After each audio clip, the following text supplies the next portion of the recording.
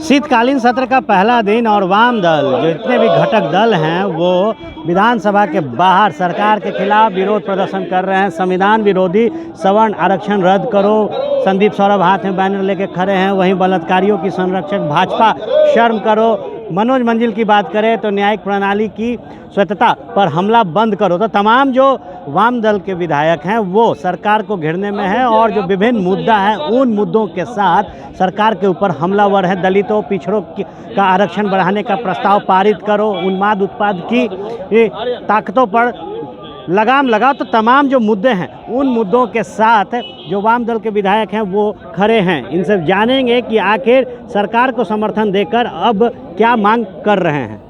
तो जो तस्वीरें हैं देखिए, लगातार सरकार के खिलाफ वाम दल के विधायक हैं, माले के, सीपीआई के, सीपीएम के, वो विरोध प्रदर्शन कर रहे हैं। ये आवाज़ कहाँ तक बुलंद होगी, इन तमाम चीज़ों को हम जानेंगे और बात करेंगे विधायकों से, जानेंगे कि सरकार में रहते हुए ये किस तरीके की मांग है। सरकार को समर्थन दिया है और मांग क्या लगता है अब सुना जाएगा।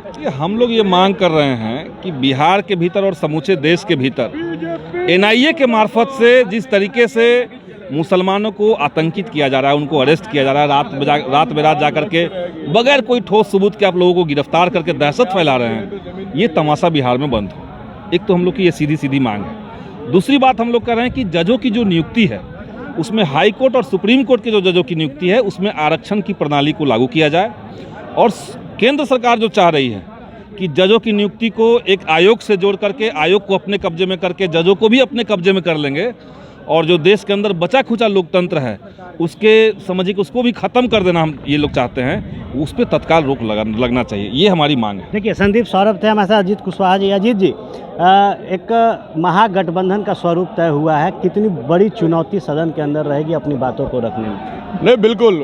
हम लोग तो भाई जनता के नुमाइंदा हैं और उनके मुद्दों को लेकर के विधानसभा में आए हैं। ये सही बात है कि सरकार हमारी है और हम उम्मीद करते हैं कि सरकार जो जनता के वाजिब सवाल होंगे उसको ज़रूर हल करेगी।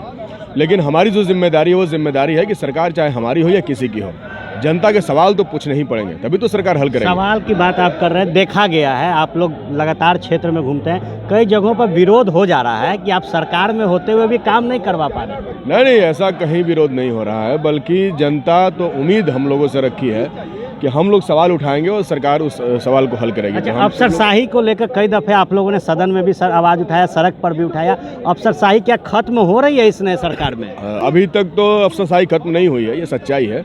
लेकिन हाँ, ये सही बात है कि सरकार प्रयास करे। तो सरकार बने हुए कुछ ही दिन हुए हैं, मैक्सिमम 2 महीने 2.5 महीने सरकार बने हुए, इसलिए धीरे धीरे चीज़ें बदलेंगी और धीरे धीरे सरकार का जो नई सरकार का जो स्वरूप है वो सबके सामने आएगा। हम उम्मीद करेंगे कि सरकार जिस उम्मीद से बनी थी और जनता के बीच में नई सरकार बनने के बाद जो उम्मीदें जगी थी, ये सरकार उस उम्मीद को बरकरार रखेगी और उस उम्मीद को पूरा करेगी। और हम लोग भी यहाँ उन्हीं के उन तमाम उम्मीदों को लेकर के विधानसभा में आए हुए हैं। नीतीश जी को, सरकार को डिफेंड कीजिएगा या सवाल भी पूछिएगा?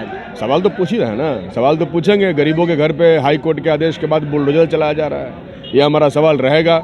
तो सरकार से सवाल पूछना कोई गुनाह नहीं है और इसके लिए विपक्ष में होना जरूरी नहीं है।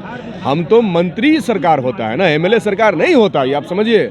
मंत्री सरकार होता है, कैबिनेट सरकार होता है। तो मंत्रियों के अलावा जितने एमएलएज हैं वो सरकार नहीं है। ये सही बात है कि हमने बीजेपी के खिलाफ, क्योंकि बीजेपी केंद्र में भी है, बीजेपी की वजह से महंगाई है, बीजेपी की वजह से बेरोजगारी है, बीजेपी की वजह से समाज के अंदर कई तरीके के गलत काम हो रहे हैं। एनआईए का हस्तक्षेप हो रहा है, ईडब्ल्यूएस ला करके आरक्षण को खत्म किया जा रहा है।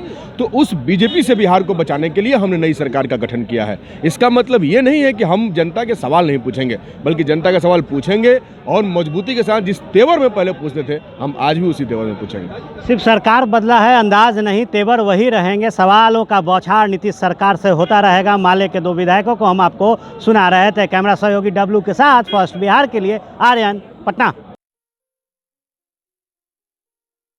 ये लो, मुंह मीठा करो।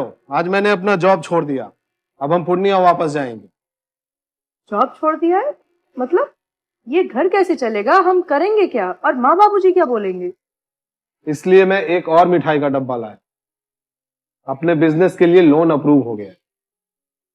अरे लोन अप्रूव हो गया वो तो ठीक है, लेकिन पूर्णिया में हम रहेंगे कहाँ? अपना घर भी तो नहीं है वहाँ। इसलिए तो एक और मिठाई का डब्बा अलग से लाया हूँ। हमने पूर्णिया में घर ले लिया है। पूर्णिया के ई होम्स पैनोरमा में। पूर्णिया में पैनोरमा ग्रुप लेकर आए हैं ई होम्स पैनोरमा। बड़ा घर, आलीशान जिंदगी और अत्याधुनिक सुविधाओं के संग। अरे अरे, अब क्यों मुंह मीठा करवा रही हो? क्योंकि हम घर वापसी जो कर रहे हैं। घर वापसी की खुशी पूर्णिया में ई होम्स पैनोरमा के संग। ई Homes Panorama, luxurious lifestyle redefined.